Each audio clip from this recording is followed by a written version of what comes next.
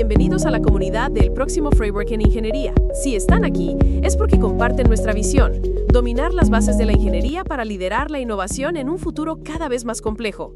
En nuestras sesiones anteriores, hemos diseñado las autopistas de alta velocidad y el sistema nervioso de nuestra placa, la memoria. Hoy vamos a hablar de su corazón y sus arterias, el layout de los reguladores de voltaje, o VRMs, y el sistema de distribución de energía, o PDN. Imaginen un motor de alto rendimiento. No basta con que el motor sea potente. El combustible debe llegar a los cilindros de forma rápida, directa y sin impurezas. Un VRM es el motor de nuestro sistema de potencia. Es un regulador conmutado que transforma un voltaje de entrada, como 12 voltios, en los voltajes bajos y estables que necesitan nuestros ASICs, a menudo por debajo de 1 voltio, pero con corrientes que pueden superar los 100 amperios. Y su diseño de layout no es una cuestión secundaria, es absolutamente crítica para su rendimiento y para la salud de toda la placa. Un buen layout de VRM se rige por un principio fundamental: compacidad y conexiones directas.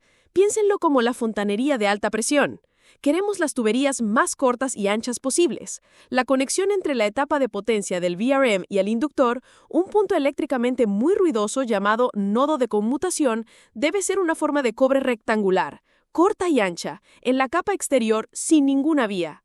Queremos evitar a toda costa inyectar ese ruido en las capas internas de la placa, donde podría interferir con nuestras señales sensibles. De manera similar, la conexión desde el inductor hasta los condensadores de salida debe ser directa. Y lo más importante, los condensadores de entrada, los de salida y la propia etapa de potencia deben tener sus conexiones a masa lo más cortas y robustas posibles, con múltiples vías y sin ningún tipo de alivio térmico. Cualquier inductancia parásita en estas conexiones, por pequeña que sea, se traduce en ruido en el voltaje de salida.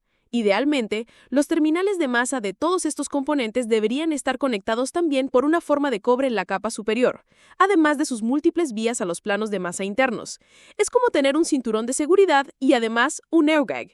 A medida que la frecuencia de conmutación de los VRMs aumenta y las corrientes se disparan, la conexión directa se vuelve aún más crucial. Pero esto crea un problema de fabricación. La soldadura tiende a fluir por estas grandes áreas de cobre en lugar de quedarse en los pines, lo que puede provocar uniones frías. ¿La solución? Un trabajo en equipo con los ingenieros de fabricación, diseñando footprints y stencils especiales, como usar pads definidos por máscara de soldadura para los pines de potencia. Una vez que tenemos nuestro motor bien diseñado, debemos asegurarnos de que se mantiene alejado del resto de la ciudad. El área del VRM, y especialmente el nodo de conmutación, es como una zona industrial ruidosa. Debemos mantener las rutas de señales sensibles, como los relojes de referencia o los enlaces SerDes, a una distancia de seguridad, típicamente más de 100 milésimas de pulgada. Ninguna señal ajena debe pasar por debajo del inductor o cerca de las vías de potencia del VRM. Ahora que tenemos una fuente de alimentación limpia y bien localizada, ¿cómo llevamos esa energía a través de la placa hasta los miles de pines de nuestro ASIC? Aquí es donde entra en juego la red de distribución de energía, el PDN. Los ASICs modernos son como ciudades con múltiples distritos, y cada distrito tiene sus propias necesidades energéticas. Tenemos el núcleo, que consume el 80% de la energía, tenemos los transceptores, las memorias, los PLLs, cada uno con su propio raíl de voltaje. La pregunta es: ¿cuántos carriles de nuestra autopista multicapa dedicamos a cada raíl? La regla general depende de la corriente. Para corrientes bajas por debajo de 10 amperios, puede bastar con una forma de cobre en una capa de señal. Entre 10 y 30 amperios, probablemente necesitemos un plano de potencia completo más una capa parcial de señal. Y para corrientes masivas de 30 a 150 amperios, podemos llegar a necesitar 2 planos de potencia completos y partes de 2 capas de señal, todos ellos cosidos con innumerables vías para equilibrar la corriente. Y aquí, una vía no es solo una vía. Una sola vía pequeña puede transportar aproximadamente 1 amperio.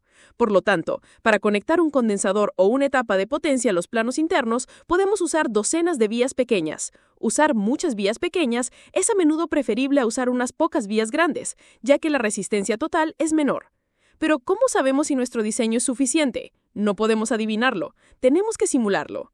Realizamos una simulación de caída de voltaje DC en nuestro diseño de layout. El objetivo es asegurar que la caída de voltaje entre el VRM y los pines del ASIC esté dentro de la tolerancia, que puede ser tan estricta como el 1%. La simulación nos muestra un mapa de calor. Las zonas rojas son los puntos calientes, los cuellos de botella donde la densidad de corriente es alta y la caída de voltaje es mayor. Con este mapa podemos dar instrucciones precisas al ingeniero de layout. Ensancha este plano aquí, añade más vías allá, mueve este grupo de vías de fan-out para que no bloqueen el flujo. Es un ciclo iterativo de simulación, modificación y nueva simulación, hasta que conseguimos una distribución de energía robusta. Una estrategia clave para alimentar grandes ASICs es la de envoltura. Para ASICs de menor potencia, podemos alimentar el chip desde un solo lado del empaquetado, pero para los monstruos de más de 150 vatios, la forma del plano de potencia debe envolver completamente el dispositivo. Piénsenlo, si la energía entra por un solo lado, tiene que recorrer todo el camino hasta el lado opuesto, atravesando una grilla de vías muy cortada que actúa como resistencia. Si envolvemos el chip, la corriente fluye de los 4 lados hacia el centro, reduciendo la distancia y, por tanto, la caída de voltaje. Finalmente, ¿cómo se dibujan estos planos de potencia en la herramienta CAD? A menudo, las capas de planos de potencia se definen como películas en negativo. Esto significa que no dibujamos el cobre, dibujamos el no cobre. Dibujamos las líneas de división entre las diferentes áreas de alimentación y los huecos alrededor de las vías. Para saber dónde dibujar estas líneas, usamos un truco visual. Asignamos un color diferente a cada red de alimentación. Como las vías de fan-out ya están posicionadas, veremos un mapa de puntos de colores en nuestra capa de plano de potencia. Nuestro trabajo es simplemente dibujar las fronteras para agrupar los puntos del mismo color, como si estuviéramos dibujando las fronteras de los países en un mapa político. En resumen, hoy hemos aprendido que el diseño del sistema de alimentación es una disciplina que va desde la microgestión de layout de un VRM hasta la planificación a gran escala de una red de distribución de energía multicapa. Se trata de un ciclo de diseño, simulación y optimización, donde cada vía, cada forma de cobre y cada decisión estratégica contribuyen a mantener el corazón de nuestro sistema latiendo con fuerza y estabilidad. Porque sin una alimentación robusta y limpia, las autopistas de datos más rápidas del mundo no son más que caminos de tierra.